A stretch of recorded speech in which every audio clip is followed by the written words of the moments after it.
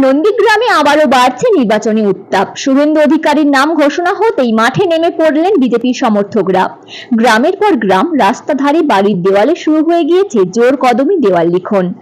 BJP BJP BJP जिंदाबाद जिंदाबाद जिंदाबाद बीजेपी बीजेपी बीजेपी जिंदाबाद जिंदाबाद जिंदाबाद 23 एप्रिल से दिन 23 एप्रिल से दिन मां बोनेरा शपथ निन मां बोनेरा शपथ निन मां बोनेरा। নন্দীগ্রামে রাজনৈতিক ময়দান বরাবরই ছিল উত্তপ্ত, আর এবারও প্রার্থী ঘোষণার সঙ্গে সঙ্গে সেই উত্তাপ যেন আরো কয়েক গুণ বেড়ে গেল।